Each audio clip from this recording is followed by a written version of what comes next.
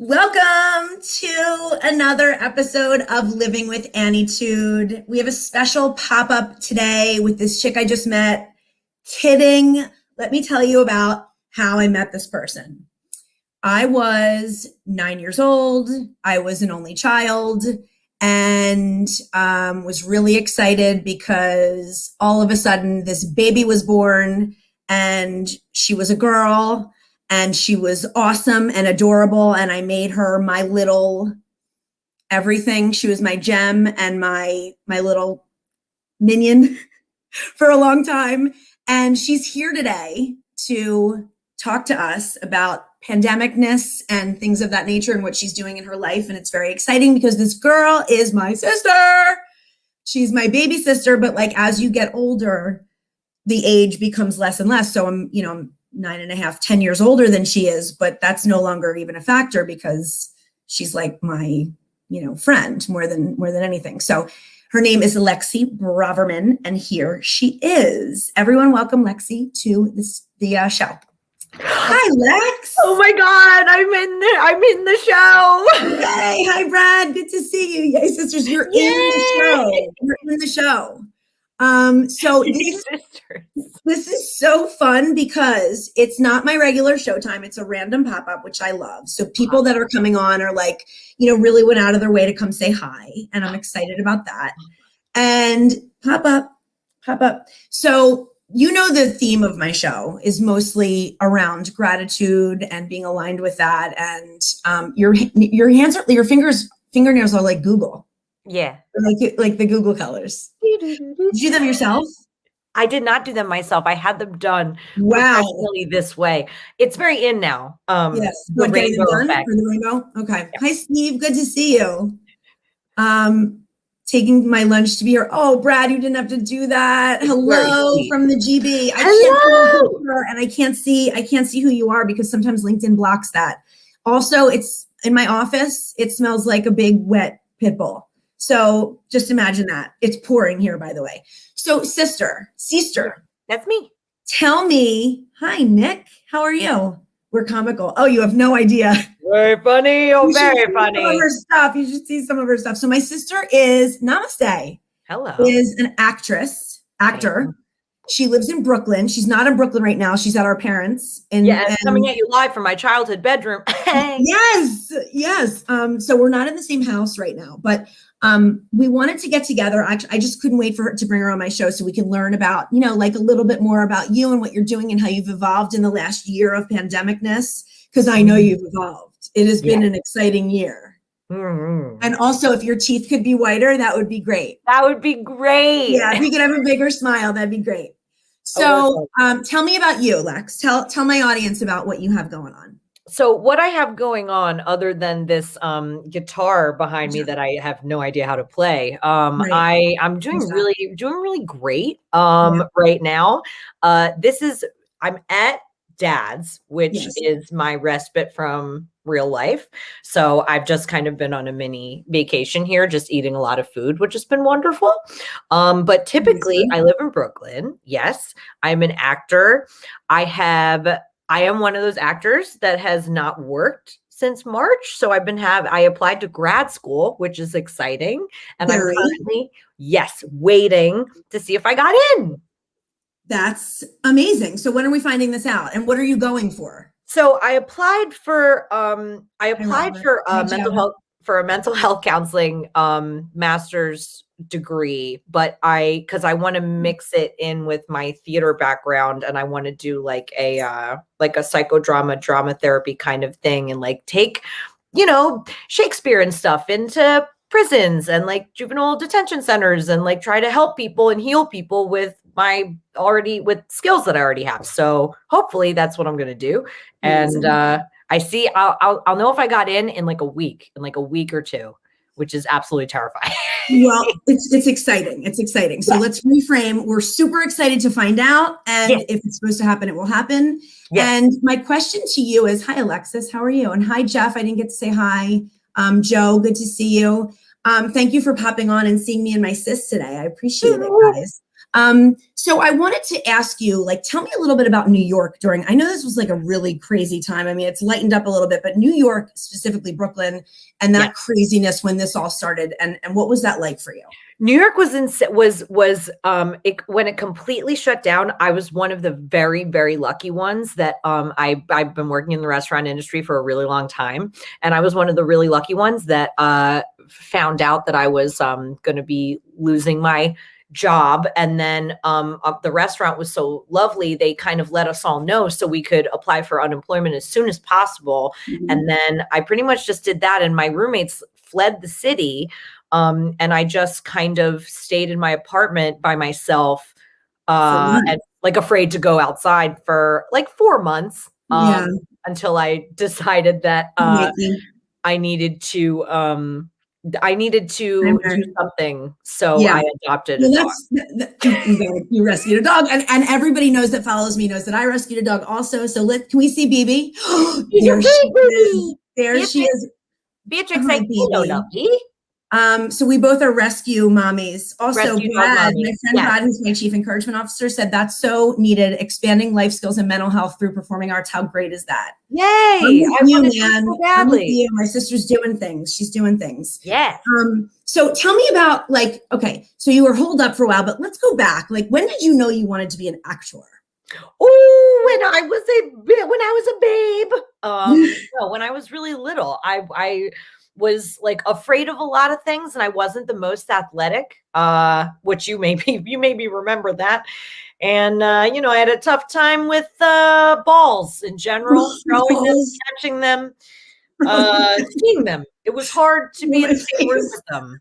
It still is. No, I liked acting because I also didn't have any friends. Well, this is fun. I didn't have any friends. This is fun for everyone to find out. I didn't have many friends. So my parents were like, what are we going to do with her? She can't run. That's totally not true. You didn't have no friends.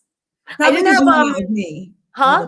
You hung out with me all the time. So that's but you were 10 years older and cool. And like, I just was, you were my favorite person, but like you weren't, I didn't have friends like my age, like everyone made fun of me. So my parents were like, what are we going to do with her? Yeah. So let's have to go to drama. Send her to camp. Oh, camp. So okay. I went to camp and I wasn't good at anything, and I didn't swim, and I didn't do anything. And so they were like, there's a play, you can audition for that. And I was like, all right, they're doing the Wizard of Oz. And I went, oh, cool. So I auditioned for the Wizard of Oz. You're how old now? You're how old? I was 11.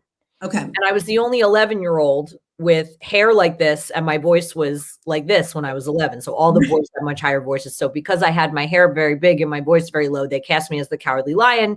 And since then, I have wanted to be I've wanted to dedicate my life to being a professional actor. And you actually went, and are you classically trained? Yeah, I'm like, I took it very seriously, and still do. I am trained. I am classically trained, and I went to grad school at the Bristol Old Vic Theater School, where I studied under some pretty incredible people that taught me discipline and what drama is. Yes. Wonderful. Okay. So that's pretty cool. That's pretty cool. So tell me more about your ideas, like with helping people. And you said a prison, like, upon that, if you will. So I adored, I always wanted to take a trip to California with the love of my life, who I didn't have at the time. And I really wanted to go. And so it turns out the love of my life is me. How fun is that? And so I went to California, and I went to all of the shooting locations of Harold and Maude, this movie that our mom showed us and has loved for, to show us our life. And it's incredible. And so I went to all the shooting locations. And then also while I was there, I did a Shakespeare in Prison teacher training program, which kind of just taught me how I didn't know that you could use theater and acting. And like, I knew that like Adam Driver had like this amazing organization with Arts in the Armed Forces. And like, you could, like I knew that it existed, but I didn't know that I could do it.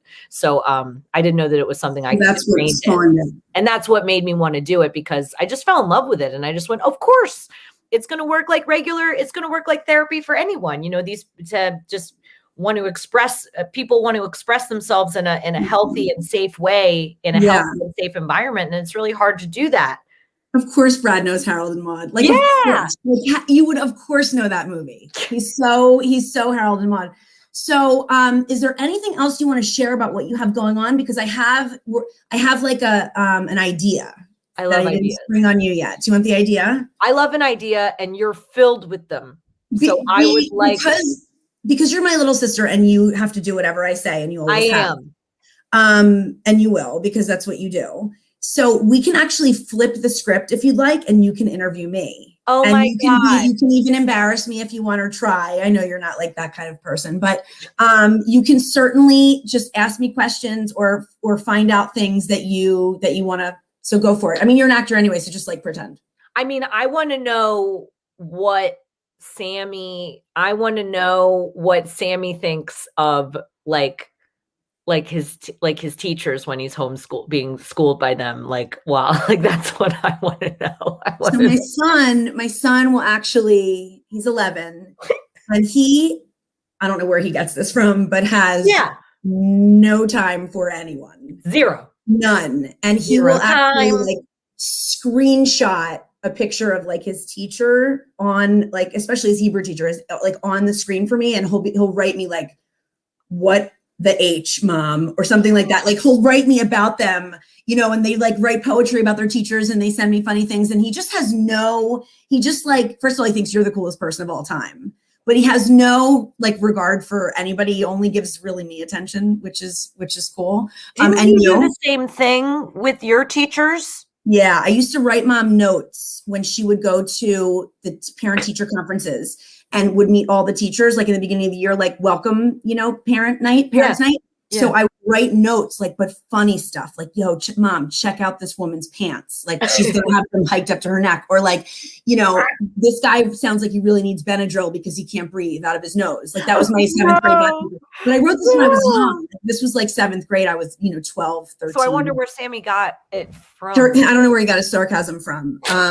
But yeah, he's a really funny kid. Sometimes he's at school right now, but sometimes he jumps on and says hi. And he's like, I remember when he was like, Mom, like, you need some subs. And I was like, what? And he was like sandwiches? Subs. Like, you need to get more subs. I'll get you some subs. And I was like, I don't know. Is he talking about sandwiches? No, he's talking about subscribers. Oh, yeah. He's like very into it. I asked him because I hung out with him, and he was like, let me show you my video game. And I was like, shocking. And then he showed me the video game, and I said, Sam, some of these people get paid to do this. Yeah. He was like, I know. And I was like, well, he was really into me having subs. And guess what? Once I hit 1,000, he was out of his mind. And like, I officially he told me I was badass. And that was like the greatest day of my entire life. Nothing is cooler than when Sam Lieb says that you're cool. I know. I didn't know that until he said it, and I was like, my mission's, I'm done. Like, my mission's accomplished. So, what else do you have for me? What else do you? I know that. Hi, Michelle. Good to see you. Okay, I have a question for you. Go ahead. I have a question for you. What do you got? Was it my fault that the fire department came when I was I 6? I may have been 6 years old. Did I call them? And was it my fault that they showed up when you were supposed to be babysitting me? I don't remember that, but here's what I remember. I babysat Lexie every Saturday night, but I was allowed to have like my boyfriend over or a friend over. He was the greatest kid of all time. And I was a really good kid. I wasn't doing anything bad, but like, she let me alone. If I had a different boy over, she didn't tell the other boy. I never told anybody about anyone. No, she honestly, like this, and I'm not promoting lying, but I was, 15 years old, 16, like, and so she was 5 and 6, and she was that cool. Like, how kids repeat everything and they tell on you and stuff. Like, I could have done anything. I had parties. She was like, all right, I'm going to bed. Like, the coolest kid ever. I'm going to play Sega. I'm cool. Yeah, legitimately. And she used to have this little pillow that she rested her thumb on when her thumb got tired from playing video games. Well, it's very hard life. Yes, it was tough. She had to rest her thumb like that. I did. Yeah, she had a thumb. I think my friends loved her. In fact, she is in commercials now, and she does some things that people like. She was in a commercial, Car Guru. Yes, Okay. my first national. Yes. It was really good. In fact, many people called me and said, "Is that Lexie? Is that your sister?" Like, so many people saw it. Really? People So many actually people. recognize me? And they were Really? yes, because I you didn't don't know really that. look that different from when you were 5. That's funny. Like, your hair's the same, your personality's the same. So, like, doing the, the dentist commercial, everybody's like, "Is that?" I was getting texts like, "Are you sure that's Lexie?" Oh, like, that's what? so From like funny. people I hadn't talked to in years. I love it. I didn't know that. Yeah. So can you do a little bit of the commercial for us, just for? Yeah, sure. Yeah, sure. Okay, Let let's see me, what you got. so I have to like get into character a little bit when I have to do a car commercial. So let me just, I think I have to, all right, let me just, Let's see. My bedroom, everybody, was on this side. So my growing up bedroom was next to hers. It's now, I think, a gym or something. So honestly, how do you feel about your car? Because let me tell you the story of another car that you're going to like way more than the one that you're currently driving. Do I know how to drive? No. Do I have to? Not really. I'm an actor. They paid me to be here. You actually don't even know if I've ever been inside of a car, but I'm trustworthy. This face says bye. They really, honestly, it's kind of sad in the Didn't you go like this and you were like, oh, that's when you were a dentist. You did a dentist commercial. I played a dentist. Do the dentist. Do the dentist one. I did. Oh, okay. Do the dentist one. I was like, I'm a dentist. Nobody likes me, but everyone likes my car. It was so dumb. Oh, no, it was awesome. It was so real. I was like, how is that my sister? And then my sister did a really, really dirty, amazing one. And you can see it at LexieBraverman.com. And my mom will be so pissed because she doesn't want it to be her first one on there. But it's called BJ Theory. Well, because I have a complex, I did change it. It's the second because mom didn't want it to be first. It's the second video now. Okay, and what's it called again? I can't remember. It's called the BJ Theory, and it's actually based off of a film that was not funny, and I made it funny. I have to say there's a little bit of me sprinkled in. Just saying. I think that you think that because our voices are the same. If people were to cover up the screen if they were to cover up, like we were to be influencers and they were to cover up the screen, they wouldn't know who was talking. Yeah, there's a very big similarity to that. Yeah. And Evie too, which is insane to me. I know my daughter has this little like sort of raspy computer voice also, which, is fine. I mean, it's absolutely adorable. But so if you could live anywhere in the world, Lex, and do what you're going to do what you're going to do, let's say that. But if you could live anywhere in the world and no strings, nothing, where would you go? Fun. Barcelona in a second. Like 100%. Spain's the greatest place ever. Because to celebrate I celebrated 18 years of friendship with one of my best friends, Bonds, a couple years ago. And I want to celebrate. So I want to go somewhere. I want to go to Spain because I'd never been. And mom and dad mom and dad were very into what they would go to one place. And that was the one place that we went. Yeah. And there was no deviating from the place. No deviating from zero deviation. So I was like, yeah, I want to go somewhere I've never been. And it was the greatest trip ever. It was so fun. It was one of the first times that I like saved money and spent my own, went on my own like dime to go somewhere and like went and much ate. More it's rewarding. Yeah. And like yourself had the best food and Spanish is awesome. And like the dream is I would like to learn Spanish, bring my dog and maybe a gentleman that I'm seeing and go to Spain and live there. And I'd like work at a restaurant, like under the table and just like see what it's like to live in Spain for a year. That's the dream. I would do in a second. It'd be so much fun and awesome. Yeah, that would be amazing. And when you don't have kids and you don't have it's time to do it. It's the time to do it. So the other question I was going to ask you was, how do you happen to be not happen to be, but you're my sister and you happen to be a very authentic person. You show up as yourself every time. Even being an actor, you don't have that vapidness about you. There's nothing that's phony and you're just one of the most real people that I've ever known. So don't cry. So I cry at everything. Tess and Bonds make fun of me all the time. They're like, "Are you seriously crying again?" I'm like, "Sammy said I was cool." I'm like, what? It's I cry when Sammy says I'm cool too. That's how like he thinks everyone's uncool. We were literally watching TV and I went, I love you, Sam. And he wasn't even looking at me. He was just eating and he just went, I love you too. And that's a pretty big deal. I died. It's a pretty big deal. I died. So I know you could die. So my question to you is like, how do you stay grounded and centered all the time? Like, what do you do in your life, or what are your thoughts on staying grounded? I find that there is great value in having something to do. So that's why I got another life in my life. That's why I adopted Beatrix. Beatrix, so having something to focus your passion on. Yeah, and to focus all of my focus all of my energy and time and into this, being that I adore and into, she's the greatest. And so I find that having that support is really amazing.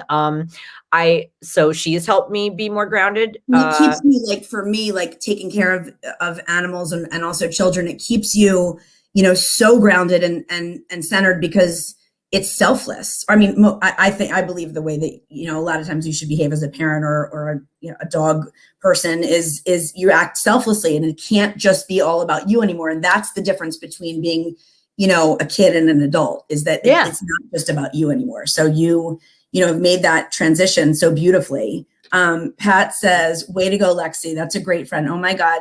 My so-called friends in my past always shouted it out to everyone I met. I was with a boyfriend. I'm not sure exactly what Pat means, but are you getting that? I don't know. I actually am also not sure, but I am also not very hip to lingo because I am unaware. I thought it was Tic Tac for a while. You thought it was Tic Tac. That's embarrassing. You just said that on a live show. I have like over a lot of people that watch, and you thought it was, how long did you think it was Tic Tac? Till about 10 minutes ago. 10 minutes right before this show. I thought it was TikTok. Yeah. So just so you know, one of the more famous platforms that everybody's on is TikTok. I thought it was the Tic Tac, by the way. I just want you to know, like the Facebook. The Tic Tac. I think it flows a lot better without the.